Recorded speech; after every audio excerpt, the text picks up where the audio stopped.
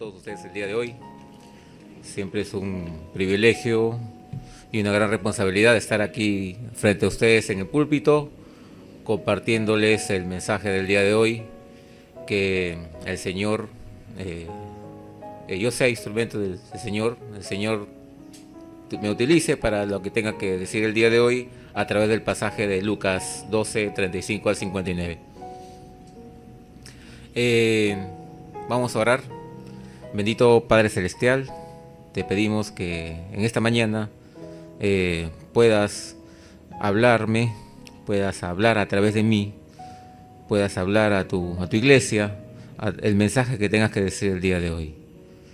Te agradecemos por estar aquí presentes todos juntos y podemos escuchar tu palabra. En el santo nombre de tu Hijo Jesucristo. Amén. Bien, mis hermanos, cuando estuve preparando este mensaje, estuve reflexionando sobre algunos aspectos que me llaman mucho la atención con respecto a unas profesiones u oficios, a unas personas que efectivamente son muy productivas o muy eficientes, estando preparados para ciertas actividades.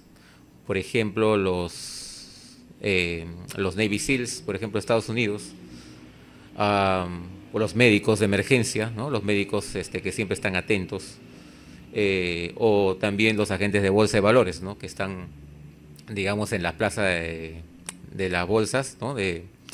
Están atentos también a los cambios bursátiles y, digamos, a las acciones, ¿no? Que van, suben, bajan, y a las normas regulatorias. Los médicos también de emergencia, que están atentos ante cualquier emergencia, ¿no? A un herido, una persona que necesita de una atención, auxilio rápido, están los médicos pues sumamente atentos, ¿no?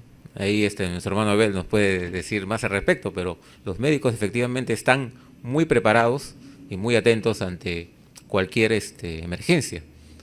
O también los militares, ¿no? En este caso, por ejemplo, los Navy SEALs, ¿no? Que son uno de los ejércitos más eficientes de combate, ¿no? Y bueno, ¿por qué menciono estos ejemplos? Porque todos ellos tienen algo en común. En común tienen que cada uno de estos oficios tienen muy claro cuáles son sus objetivos. Están completamente preparados en lo que hacen, saben hacia dónde van, cuáles son sus objetivos,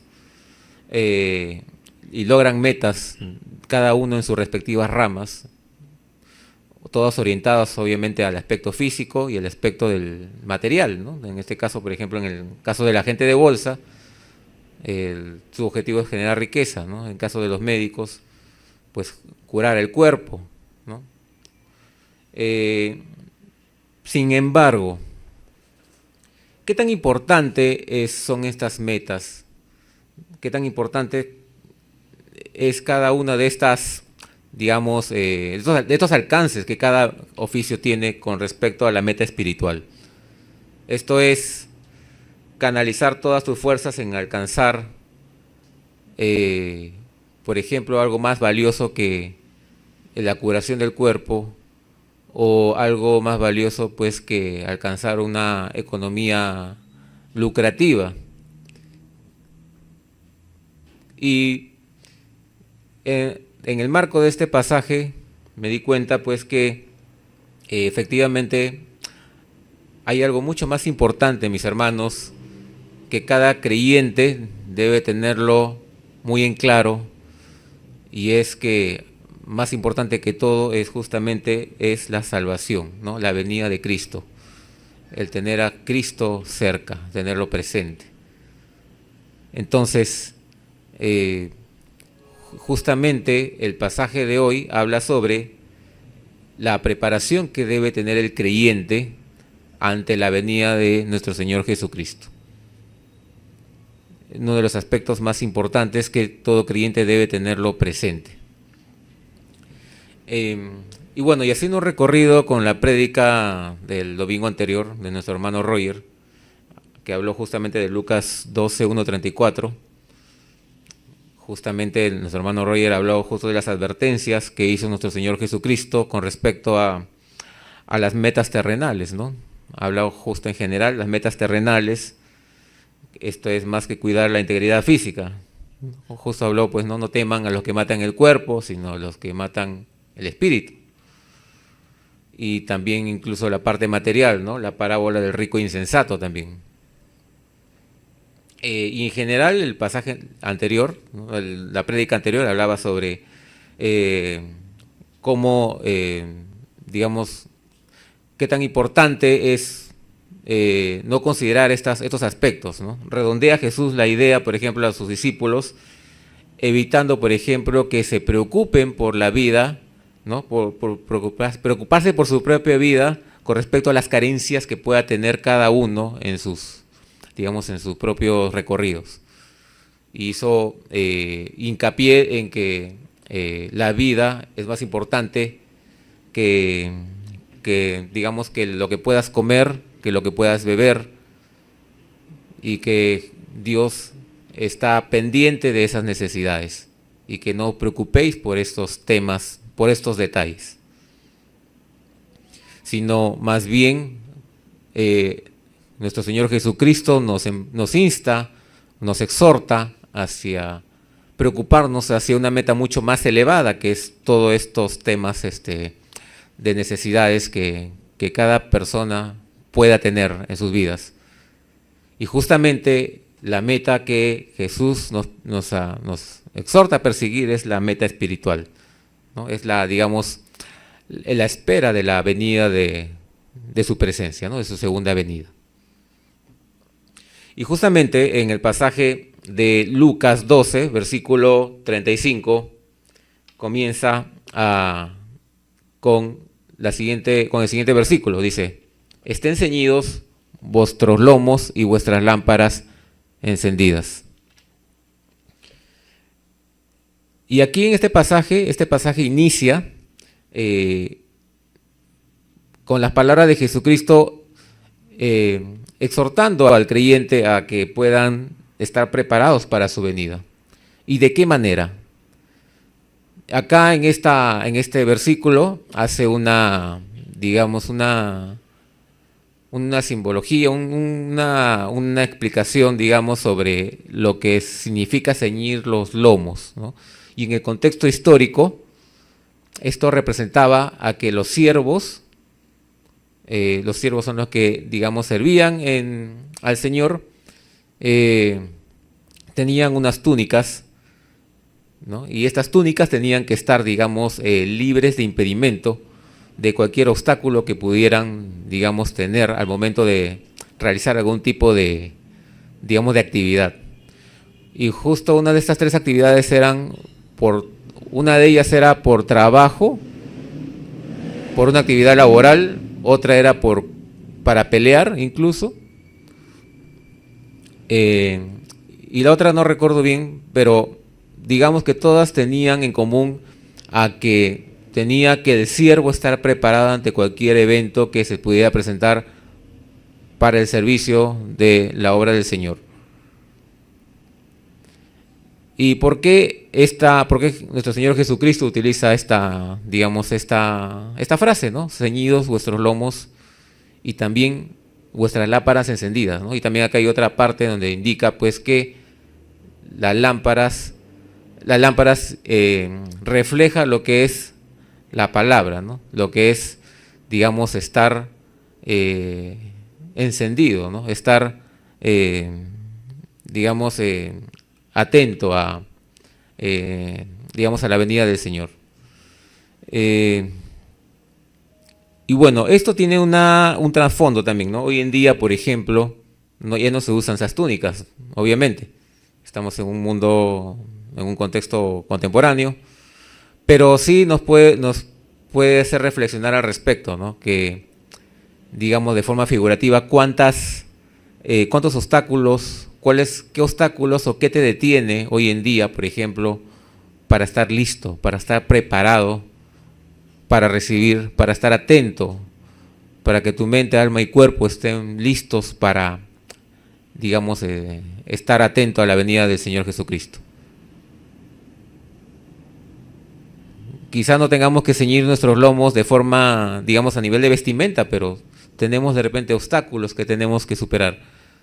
Tenemos trabas que nos hacen ir de forma lenta hacia ese camino. Quizá no te des cuenta, no nos demos cuenta de que tenemos alguna situación en la cual no nos deja avanzar con esa rapidez que nuestro Señor Jesucristo anhela de nosotros, para acercarnos a Él rápidamente, para esperar y anhelar rápidamente su venida. Y es casi importante porque justamente lo que dice en este pasaje es que estemos preparados, ¿no? De dos formas lo dice, ¿no? De forma a nivel de vestimenta y también a nivel de, digamos, en simbología de la lámpara, ¿no? La lámpara representa estar preparados, ¿no? O sea, le dice dos veces. ¿Y preparado para qué, mis hermanos? ¿Preparados para qué? Justamente nuestro Señor Jesucristo dice que estemos preparados, estar siempre ceñidos, ¿no? Y tener las lámparas encendidas, porque de esta manera nosotros vamos a recibir una recompensa de parte del Señor. Y eso lo dice entre el versículo 37 al 38, ¿no? 37 dice: bienaventurados aquellos siervos a los cuales su Señor, cuando venga, halle velando. De cierto os digo que se ceñirá y hará que se siente a la mesa y vendrá a servirles. Y aunque venga a la segunda vigilia y aunque venga a la tercera vigilia, si los hallare así, bienaventurados son aquellos siervos. Acá nos dice prácticamente algo que nos parece algo curioso, ¿no? Un señor, ¿no? Un señor puede servir a su siervo. Es una pregunta que aquí se puede detectar en este versículo. ¿Es realmente así? ¿Y cuál sería la respuesta? ¿Ha ocurrido esto? Obviamente este versículo habla, si bien nuestro Señor Jesucristo está haciendo una especie de narración, una parábola, pero él se refiere a él mismo, ¿no? Se refiere a él mismo. Y nuestro Señor Jesucristo sí ha tenido actos de servicio. Sí, ha tenido actos de servicio. Por ejemplo, en Lucas 22:27, ¿no? Cuando dice: yo soy entre vosotros como el que sirve. O en Juan 13:1-15, ¿no? Que describe el lavamiento de los pies hacia sus discípulos. Entonces, sí hay digamos, versículos donde sí describen aspectos donde nuestro Señor Jesucristo, que es nuestro Señor, nuestro Rey, se pone, digamos, a nivel de servicio hacia el siervo. O sea, sirve al siervo. Y esto, mis hermanos, es una enorme recompensa, ser servidos directamente por nuestro Señor Jesucristo. Y aquí en estos dos versículos lo indica así. Indica que esa es la recompensa, por esperar, por estar preparados, esperando su venida, esperando su llegada.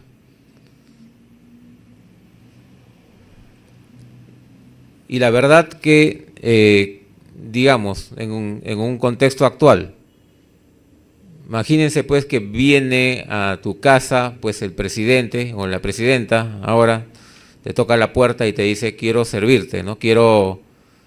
O sea, pone a su disposición todo su servicio, toda su influencia, y te dice: bueno, yo estoy a tus órdenes, pídeme lo que quieras. Definitivamente esto es más notorio, ¿no? A nivel terrenal.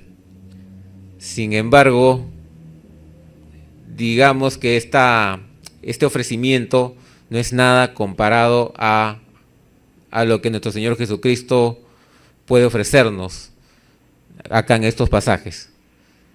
Ese servicio no tiene comparación, es mucho más valioso que cualquier servicio brindado por cualquier ser humano en la tierra. Y así lo tenemos que ver, mis hermanos.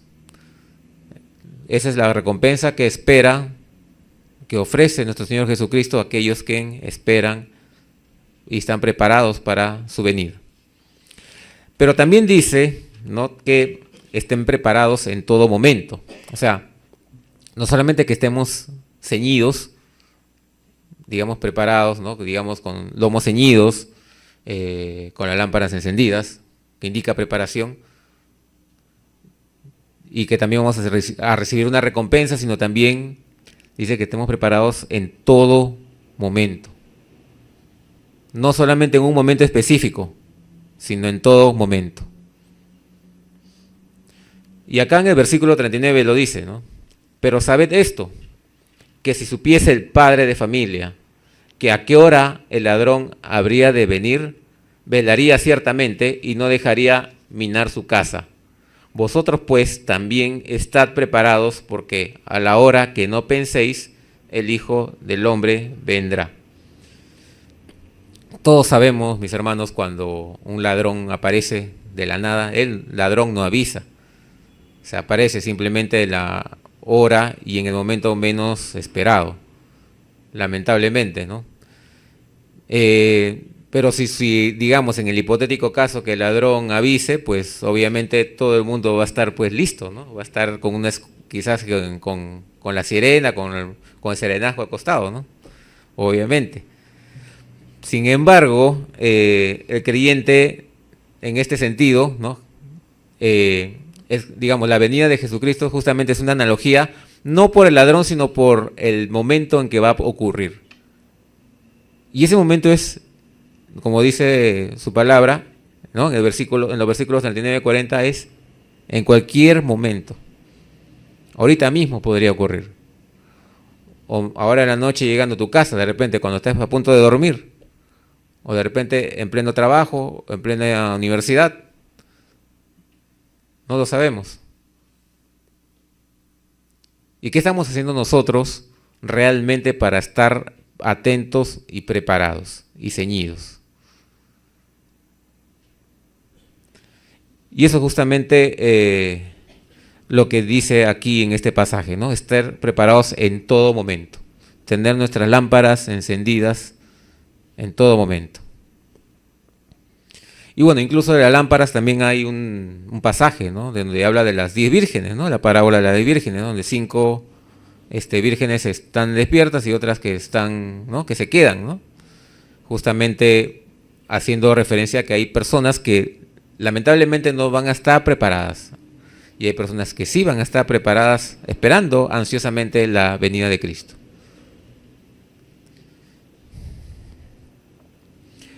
Entonces, mis hermanos, justamente los requisitos para estar preparados son los que indiqué, ¿no?, en base al versículo, es estar preparado siempre, en cualquier momento, y esperando la recompensa que es la que nuestro Señor Jesucristo lo va a dar de forma directa. Ante esto, ocurre algo bastante, digamos, curioso. Justo el apóstol Pedro hace una pregunta bastante curiosa y dice, justamente en el pasaje, en el versículo 41, ¿no?, dice, entonces Pedro le dijo, Señor, ¿dices esta parábola a nosotros o también a todos? Es una pregunta curiosa, ¿no? O sea, no sé en realidad cuál fue la intención del apóstol Pedro, pero digamos, no sabemos qué motivó la pregunta de Pedro. No se da, digamos, no se sabe exactamente la respuesta, cuál es la causa, motivo, razón o circunstancia por la cual Pedro hace esa pregunta. Pero se puede suponer, ¿no? Se puede suponer que quizá la curiosidad de Pedro, ¿no?, o sea, había una curiosidad en parte de Pedro, porque Jesús había estado hablando acerca de aquellos que estarían preparados en el momento de su venida, pero había dado a entender que algunos no estarían preparados, ¿no? Y es verdad eso, ¿no? Y posiblemente, digamos, una inferencia comprensible sería pues que los 12 y algunos de esos seguidores constantes serían los que estarían preparados, pero el resto no estaría preparado, ¿no? Entonces quiere decir entonces que nuestro Señor Jesucristo decía que aún entre sus discípulos habrían algunos que no estarían preparados. Esa era la duda de Pedro, quizá, ¿no? Quizá Pedro decía, no creo que entre los 12 hayan algunos que no estén preparados. Quizá se refería a todos, y nosotros sí estamos preparados, pero el resto no. Quizá, ¿no? Quizá por ahí va la pregunta de Pedro. Pero sabemos, pues, que siempre nuestro Señor Jesucristo, sabiamente, siempre responde, ¿no?, la pregunta con otra ejemplificación, ¿no?, con otra pregunta. Nuestro Señor Jesucristo, muy sabio, no le contesta directamente a Pedro esa pregunta. Se la contesta de forma indirecta. Y justamente cuenta la parábola, ¿no?, la parábola del siervo, ¿no?, la parábola del siervo fiel, ¿no?, en algunas traducciones bíblicas dice el administrador también, ¿no?, el administrador o el mayordomo fiel. Y bueno, acá dice, ¿no?, en el versículo 42 hasta, digamos, el 48 prácticamente, ¿no?, dice, dijo el Señor, ¿quién es el mayordomo fiel y prudente al cual su Señor pondrá sobre su casa para que a tiempo les dé su ración? Bienaventurado aquel siervo al cual, cuando su Señor venga, le halle haciendo así. En verdad os digo que le pondrá sobre todos sus bienes. Mas si aquel siervo dijera en su corazón, mi Señor tarda en venir, y comenzaré a golpear a los criados y a las criadas, y a comer y a beber y a embriagarse, vendrá el Señor de aquel siervo en día que éste no espera, y a la hora que no se sabe, y le castigará duramente, y le pondrá con los infieles. Y aquel siervo que, conociendo la voluntad de su Señor, no se preparó, ni hizo conforme a su voluntad, recibirá muchos azotes. Acá podemos encontrar tres tipos de siervos, ¿no?, en este versículo. Tres tipos de siervos. O tres tipos de mayordomos. Primero es el mayordomo o el siervo fiel, que es el que administra correctamente, digamos, la ración. ¿Y qué cosa es la ración? ¿Qué podemos decir? Porque un mayordomo o un siervo fiel administra, ¿no?, del Señor, en este caso, de la parábola que se habla, administra algo. ¿Y qué está administrando en esta situación, en esta parábola? Está administrando la palabra de Dios, ¿no?, y todo lo que representa en fondo y forma la palabra de Dios. Lo que tú hagas con tu vida misma, viviendo la palabra de Dios, también es una forma de demostrar esa palabra de Dios, ¿no? La palabra de Dios correctamente, digamos, compartida hacia las personas de las que tú eres responsable, también es una forma de mayordomía fiel. En el versículo, ¿no?, en los versículos que hablan sobre la mayordomía fiel, ¿no?, es vigila el trabajo de los demás siervos, ¿no?, y además cuida las provisiones necesarias. Ahora, ¿de quién estábamos hablando aquí? ¿Quiénes serían los mayordomos, digamos, a nivel, digamos, de la iglesia? ¿Serán los líderes y los pastores solamente? ¿O seremos cada uno de nosotros que tenemos a una función de mayordomía de forma directa o indirecta? Quizá en donde trabajas, quizá en donde estudias, tienes a tu cargo personas que ven en ti esa sal y esa luz que el Señor Jesucristo nos dice, ¿no? Quizá de alguna manera eres mayordomo, eres siervo de esas personas que no conocen de Cristo. Quizás dentro de la iglesia también, dentro de la iglesia tienes un cargo que no necesariamente sea líder o sea pastor, pero tienes un cargo para servir a otros, servir a los demás. Sea en alabanza, sea en mujeres, sea en lo que sea, pero para la gloria del Señor. Entonces hay una mayordomía ahí que está, digamos, alineado a este, digamos, a este ejemplo que nuestro Señor Jesucristo nos está dando. Entonces, en la medida en que tú administres de forma eficiente esa ración, ¿no?, a través de su palabra, pues estarás considerado como un mayordomo fiel. hacer la voluntad del Señor, ¿no? Cuidar de los necesitados, es ciertamente una tarea asignada a todos. Ahora, también acá hay algo especial, ¿no? También hay una bienaventuranza, ¿no? Una bienaventuranza que dice en el versículo 43. Bienaventurado, que dice, aquel siervo al cual cuando su Señor venga le halle haciendo así. Significa que el siervo tiene que estar activo en todo momento, ¿no? Y es algo que nos remueve bastante, ¿no? Porque prácticamente no podemos como creyentes estar dormidos, estar, digamos, dejando de hacer la palabra del Señor, dejando de predicar la palabra del Señor, dejando de compartir la palabra del Señor. Según este versículo dice, bienaventurado es aquel siervo que le haya haciendo así. Es algo que a todos nos toca y tenemos que reflexionar al respecto. Ahora, ¿qué pasa con aquel siervo? Digamos, el segundo tipo de siervo que encontramos es aquel siervo que dice en su corazón, mi señor tarde en venir y comenzaré a golpear a los criados y a las criadas y a comer y a beber y a embriagarse. Ese segundo tipo de siervo se le llama el siervo infiel, o sea, lo contrario del siervo fiel.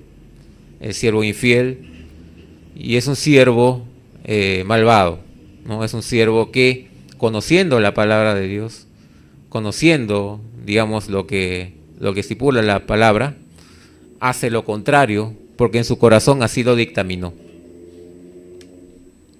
¿Sí? Entonces, justamente, ¿no? Acá una palabra clave que dice en su corazón. O sea, fíjense que siempre nuestro Señor Jesucristo habla sobre del corazón, ¿no? Del corazón emana todo, ¿no? De lo que adentro sale es lo que contamina al hombre. Entonces, del corazón es que emana, digamos, las decisiones más importantes del ser humano. Entonces, en este caso dice, el siervo está diciendo algo en su corazón, o sea, a sí mismo se está hablando. Y sabemos nosotros que lo que hablamos por dentro nosotros, lo que pensamos por dentro, muchas veces es más real que lo que hablamos hacia afuera. ¿Sí? Los pensamientos más profundos los guardamos para nosotros mismos. Y los siervos infieles justamente hacen esto, maquinan de forma malvada, para beneficio propio, no para beneficio de la obra, sino para beneficio propio. Justamente no está pensando en una diversión inocente, ¿no? Sino está pensando en hacer daño a la obra de Dios, en desunir, en desordenar la obra de Dios. Mientras tanto, él se goza comiendo, bebiendo y emborrachándose. Mientras el amo llega repentina, inesperadamente, convencido por todas las evidencias que tiene alrededor, pues decide la pena más drástica, en este caso, que es cortar en pedazos al culpable, ¿no? Porque es algo bastante grave que es lo que está ocurriendo en esta situación. Ahora,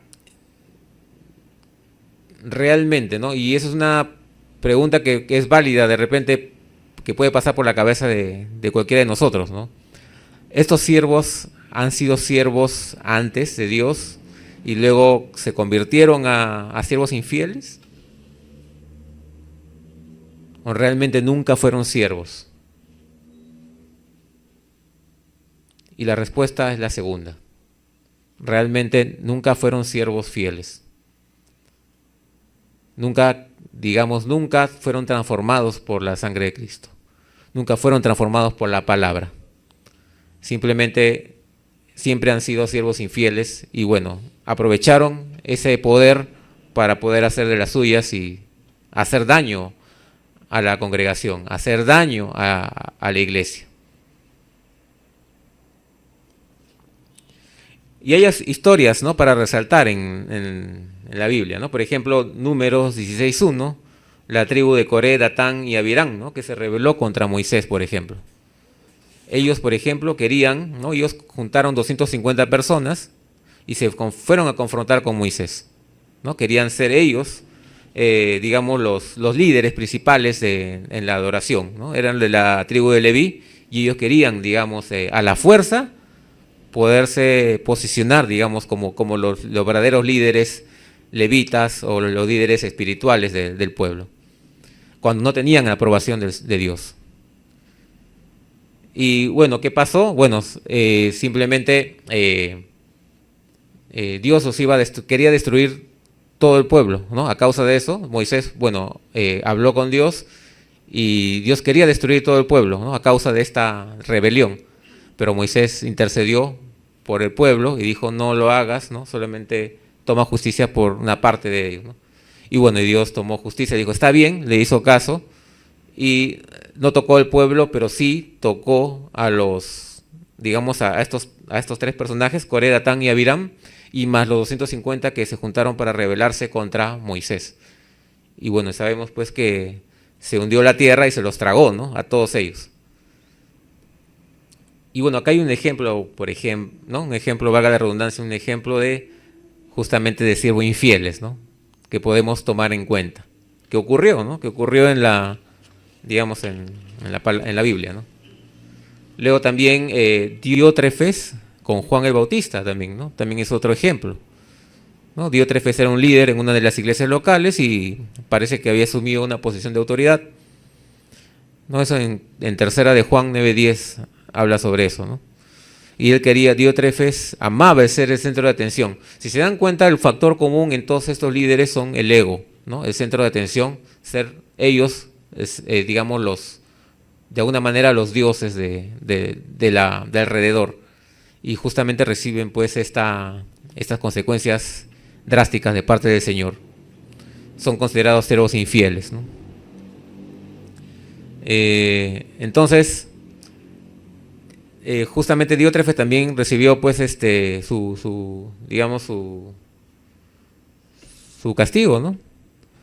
Y también tenemos otro ejemplo bastante común, bueno, que es un ejemplo que lo conocemos bastante todos, es los escribas y fariseos, ¿no? Que hemos estado estudiándolo en cada pasaje, ¿no? de Lucas. Los escribas y fariseos también, ¿no? Eran quienes causaron la muerte de Jesús, pues, ¿no? También siervos infieles, ¿no? Entonces tenemos que hacer una reflexión, ¿no? Si realmente esto que pasó en el pasado se está repitiendo hoy en día alrededor nuestro, ¿no? En iglesias parecidas, ¿no? De repente que están predicando falsa doctrina, que lo único que hacen es, digamos, acumular lucro, acumular poder, influencia, pero no para fines de la obra de Dios, sino para fines personales, ¿no? Para fines de su institución. ¿Será que quedó ahí la historia en Diótrefes, en Coré, Datán y Abiram? ¿O hoy en día también estamos viviendo algo parecido quizás en nuestra sociedad? ¿No? Es algo para reflexionar. Y bueno, aquí hemos hablado entonces también del siervo infiel, ¿no? Que sería el segundo tipo de siervo. Pero hay un tercer tipo de siervo que también entra dentro de la categoría de infieles, pero son los siervos infieles por ignorancia, que se le puede decir, ¿no? Que está en el versículo 47 al 48, ¿no? Bueno, en realidad 47 y 48 hace una reflexión, hace una explicación, digamos, a la luz de nuestro Señor Jesucristo, de Él mismo, ¿no? Nuestro Señor Jesucristo dice, aquel siervo que conociendo la voluntad de su Señor no se preparó ni hizo conforme a su voluntad, recibirá muchos azotes, ¿no? Y en el versículo 48 habla de este tercer tipo de siervo, ¿no? Mas el que sin conocerlo hizo cosas dignas de azotes, será azotado poco, porque todo aquel quien se le ha dado mucho, mucho se le mandará, mas el que se le haya confiado mucho, más se le va a pedir. Y acá se nos es familiar esta última frase, ¿no? Creo que lo hemos escuchado en la parábola de los talentos también, ¿no? La parábola de los talentos habla justamente de lo mismo. Pero aquí también habla pues del tercer tipo de siervo, ¿no? Que es, digamos, entre comillas, por ignorancia, es azotado poco. Y acá hay varios puntos por digamos, captar la atención. Primero, que hay, así como hay niveles de recompensa, ¿no?, de galardones, como dijo el apóstol Pablo, también hay niveles, digamos, de castigo, ¿no?, representado en azotes, digamos, en el infierno, ¿no? Hay niveles de azotes o niveles de castigo que también puede recibir un siervo infiel, que sea mucho o poco conforme ha sido demandado o conforme ha sido recibido, digamos, del Señor en los talentos que él haya mal administrado. ¿Sí? Entonces, al que mucho talento se le dio e hizo mal uso de esos talentos, pues más se le va a demandar. Y el que hizo poco, pues menos se le demandará, ¿no? Pero también le va a caer sus azotes, ¿no?, digamos, su castigo, ¿no? Eso es lo que podemos notar ahí, ¿no? Pero también podemos notar que aún el siervo, ¿no?, y dije entre comillas hace un rato, el siervo que por ignorancia es infiel, también tiene un castigo. Y diremos, pero realmente, ¿no?, realmente el siervo infiel por ignorancia es realmente por ignorancia. No, porque si fuera por ignorancia diríamos, no, bueno, no tiene por qué recibir ningún tipo de castigo, ¿no? Pero en realidad no es que haya ignorancia, ¿no? Sí hay cierto conocimiento de Cristo, cierto conocimiento de Dios. ¿Sí? Hay, por ejemplo, en Romanos, ¿no? Romanos 1:20 podemos leer, ¿no? Romanos 1:20 dice, porque las cosas invisibles de Él, su eterno poder y deidad, se hacen claramente visibles desde la creación del mundo, siendo entendidas por medio de las cosas hechas, de modo que no tienen excusa. Entonces, aquí nos dice que la creación misma del Señor alrededor es testigo de la existencia del mismo Señor. Entonces, dice Romanos que no tienen excusa, ni siquiera aquellos que, digamos, apelan a este argumento que, bueno, no hice las cosas, ¿no?, porque por ignorancia, ¿no? Porque realmente la obra del Señor alrededor habla por sí misma, habla, digamos, de un creador, ¿sí?, de la existencia de un creador. Por ende, no hay excusa tampoco para el siervo infiel que apela a ignorancia, ¿no?, según este pasaje. Bien, entonces hemos hablado sobre estar preparados para su venida, ¿no?, para la venida de nuestro Señor Jesucristo, y hemos visto aquí que hay 3 tipos de siervos, ¿no? El siervo fiel es el siervo que recibirá la recompensa. Pero también podemos encontrar otra forma de estar preparados es en los juicios y confrontaciones, ¿no? En los juicios y confrontaciones a causa de su nombre. ¿Sí? Por ejemplo, acá en el pasaje, en el versículo 49 dice, fuego vine a echar en la tierra y ¿qué quiero si ya se ha encendido? Aquí habla justamente que nuestro Señor Jesucristo viene a hacer juicio, ¿no? Fuego, en realidad tiene dos, en los comentarios que he revisado, habla sobre 2 interpretaciones, ¿no? Fuego implica juicio y también Espíritu Santo. Sin embargo, me quedo con la interpretación del juicio, ¿no? Viene con, digamos, la interpretación de que Jesús, nuestro Señor Jesucristo, viene a hacer juicio, ¿no? A hacer juicio a todo aquel quien no creyó en su nombre y a todo aquel que fue un siervo infiel, ¿no? A todo aquel, digamos, que negó su existencia, a todo aquel que negó a caminar, a creer en su muerte en la cruz. Entonces, fuego vine a echar en la tierra, ¿no? ¿Y qué quiero si ya se ha encendido? Es lo que dice en esta parte, ¿no? Y hay una conexión entre fuego y juicio, ¿no? Si podemos ver algunos pasajes, por ejemplo, Isaías 66:15, ¿qué más? Tenemos Malaquías 3:2 también, ¿no? Y acá Jesús está pensando en su pasión y muerte que se aproximan rápidamente. Acá se da cuenta que sus sufrimientos serán intensos, ¿no? En el versículo 50 dice, de un bautismo tengo que ser bautizado, y cómo me angustio hasta que se cumpla. Y acá nuestro Señor Jesucristo habla sobre un bautismo, digamos, representando a el sufrimiento, ¿no? El sufrimiento por el que tiene que pasar, ¿no? El sufrimiento que tiene que nuestro Señor Jesucristo pasar, ¿no? Acá en sentido figurado, ¿no? Las palabras bautismo y ser bautizados probablemente se usan aquí justamente en sentido figurado, ¿no? Jesús, por ejemplo, va a ser sumergido en la agonía, habla, ¿no? Será sumergido en el mar de la horrible angustia. Isaías 21:4, Salmos 42:7 habla, ¿no? Salmos 42:7, todas tus ondas y tus olas han pasado sobre mí. Salmos 124:4 dice, entonces nos habría inundado las aguas, sobre nuestra alma hubiera pasado el torrente. Entonces aquí nuestro Señor Jesucristo dice,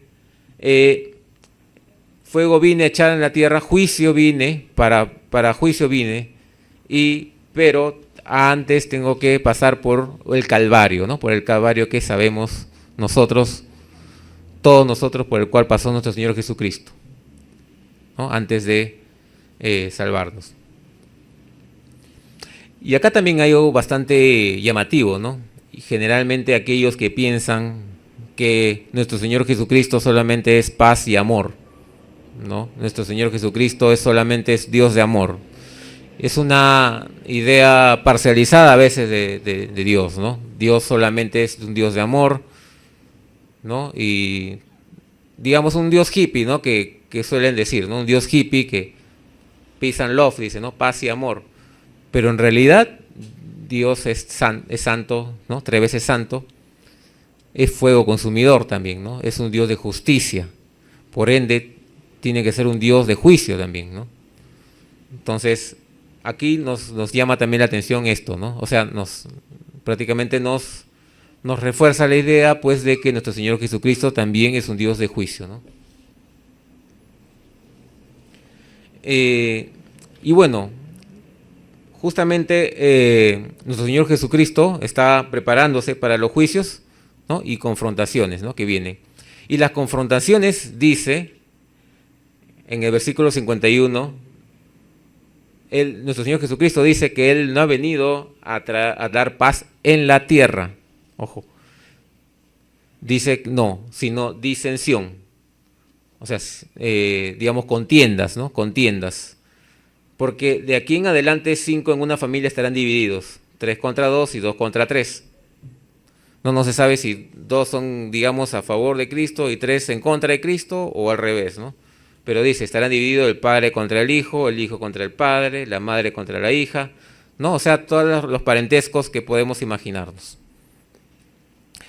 Y acá también hay otro tema llamativo, ¿no? Generalmente nosotros, bueno, generalmente las tradiciones, digamos, familiares, no valga la redundancia, nos dice pues que la familia es lo más sagrado del mundo, ¿no? La familia, digamos,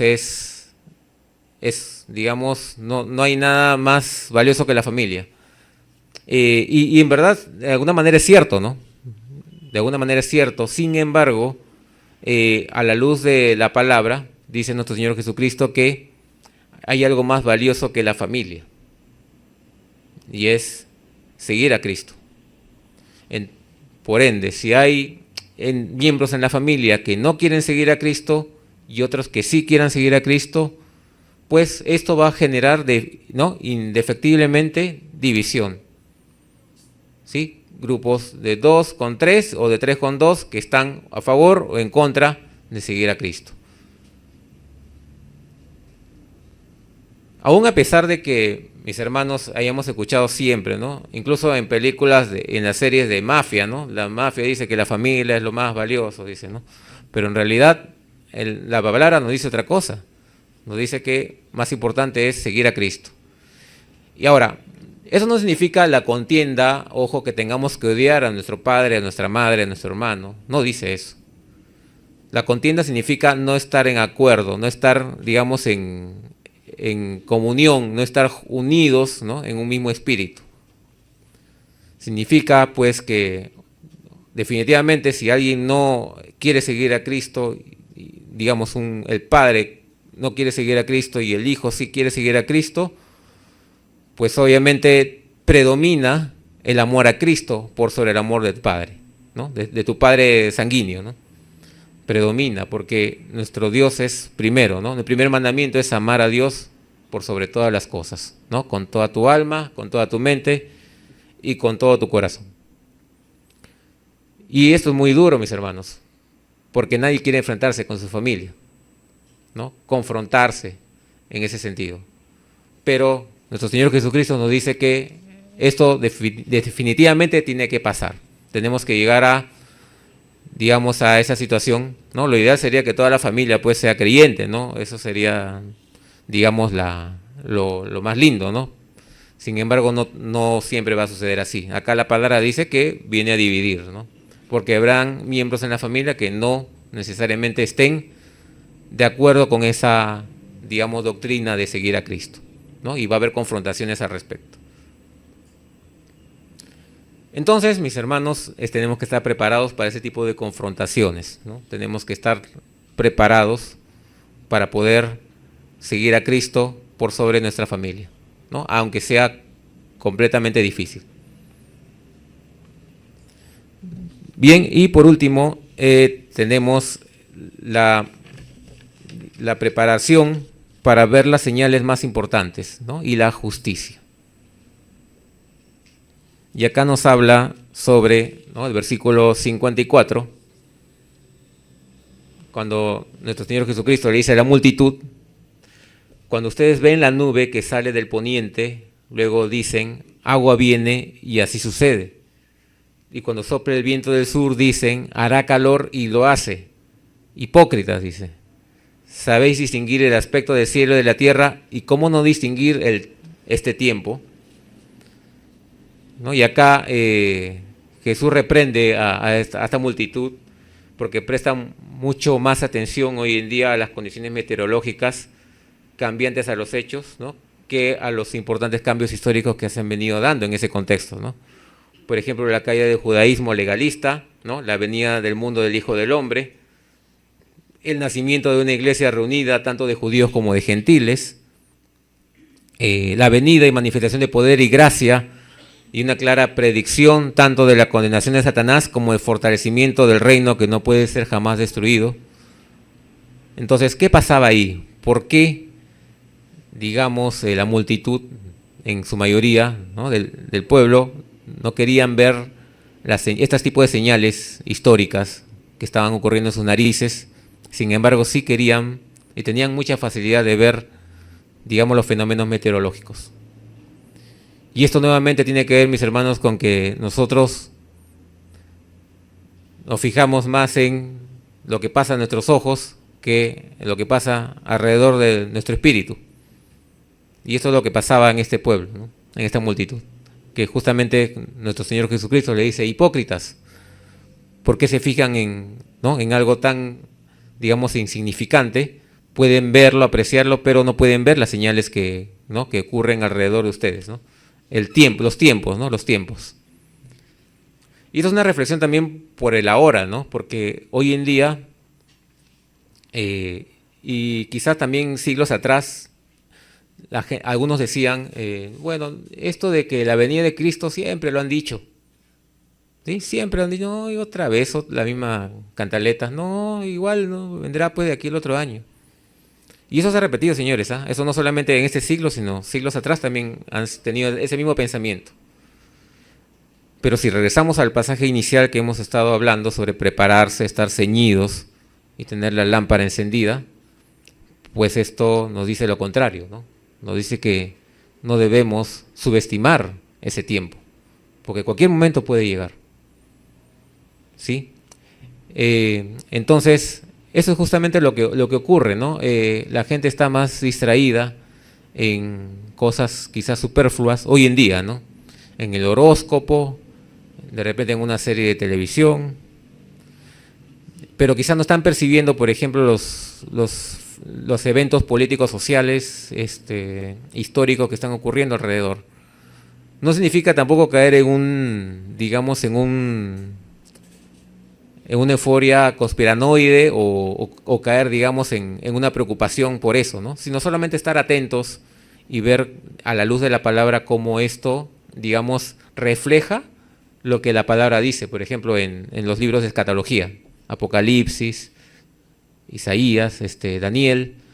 Estar atentos, ¿no? Estar, como dice nuestro Señor Jesucristo, ¿no? Están atentos a cosas que no tienen importancia, más no en los temas históricos que están ocurriendo al frente de ustedes.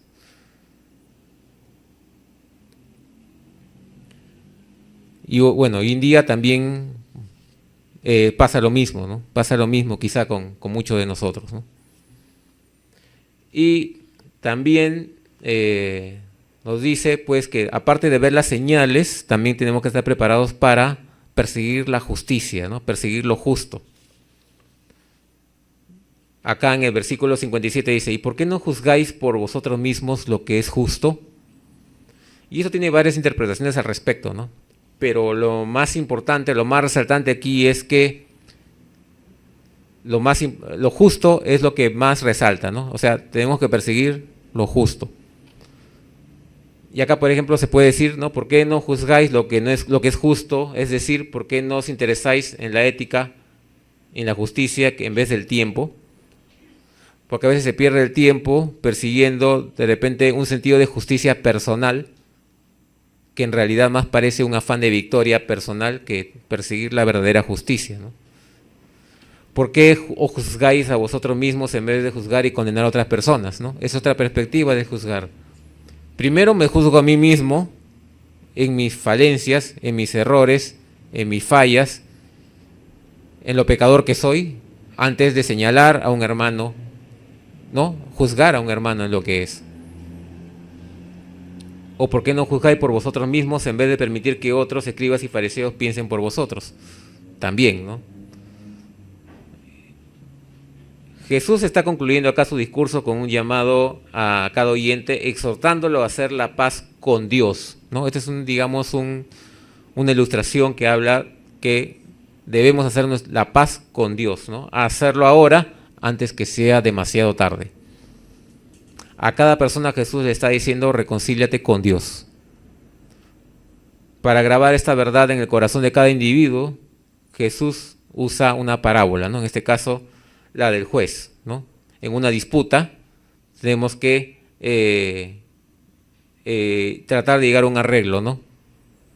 Siempre igual en un juicio, en cualquier tipo de juicio, primero la ley te manda a hacer una conciliación, ¿no? Es lo más importante. Primero arregla con la persona que te está juzgando o la persona a la que tú estás acusando, y si no se llega a ningún arreglo, ya recién pasa al Poder Judicial. Entonces, bueno, salvo en temas civiles sobre todo, ¿no? En temas penales ya es otra cosa, creo. Pero el tema es de que primero hay que resolver el problema con el prójimo para llegar a un mejor acuerdo posible. Y nuestro Señor Jesucristo utiliza esta analogía para decirnos a todos, reconcíliense con nuestro Padre, reconcíliense con Dios, ¿no?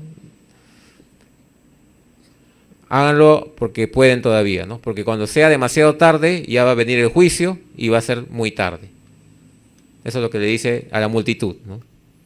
Entonces, a través de esta ilustración, lo que hace Jesucristo es justamente explicarnos eso, ¿no? Empujarnos a la reconciliación con el Señor. Y esto que hemos explicado justamente es prepararse para ver las señales más importantes y también perseguir la justicia, ¿no? Una exhortación más que todo, ¿no? A perseguir la justicia, a reconciliarnos con el Señor.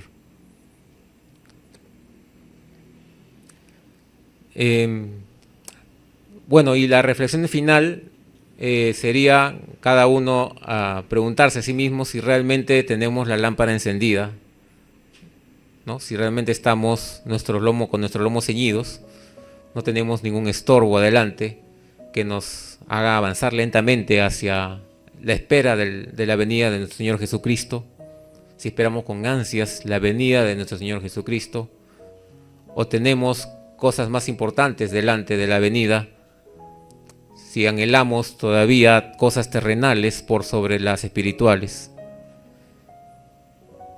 Si estamos preparados para poder contender con las personas que más amamos, al nombre de nuestro Señor Jesucristo, para defender su nombre, para defender su evangelio.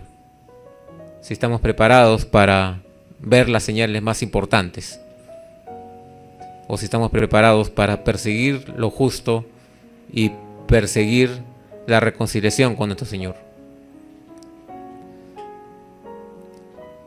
Que el Señor los bendiga enormemente el día de hoy y gracias por la oportunidad.